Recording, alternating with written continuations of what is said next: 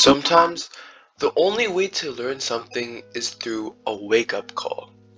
A wake-up call is something you never want to get, as it could be very, very extreme.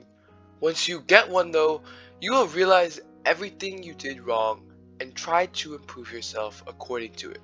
Wake-up calls are good for that, but try to prevent yourself from getting one, as you never know how severe it might be. Andy never wanted to go to bed on time. His parents had explained how important it was to go to bed early and to get good rest, but Andy paid no attention to them, and they didn't know what to do. That was until one weekend when they were visiting Andy's grandparents. Grandpa Peter heard all about it and said, "This sounds like a job for Tubby, my pot-bellied cat." They loaded the cat onto the car and returned home. Tubby was a slow, inflated looking kind of cat. He wasn't much of a bother because most of the time, no one knew where he was. That night, at bedtime, the same problem arose. Andy had no intention of going to bed, and even though his parents waited a while to see if Tubby would solve the problem, nothing happened.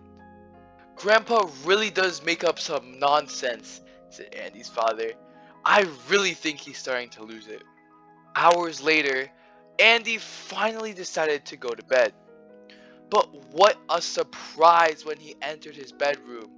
Tubby was in his bed, totally sprawled out, pot-belly in the air, snoring like an express train.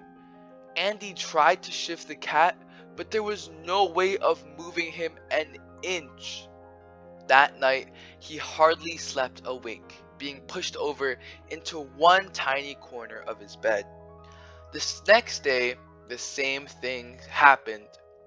Even though Andy was much more tired from not having slept, when the third day arrived, he had understood that if he wanted to sleep in his bed, he would have to get into it before Tubby did. That night, when his parents merely started hinting at the topic of bedtime, Andy shot upstairs like a bullet and dived into his bed. His parents could not believe it. They knew nothing about Tubby in the bed, nor did they understand why Andy went to bed on time without complaint. They were so happy about this that they stayed up quite late, celebrating, but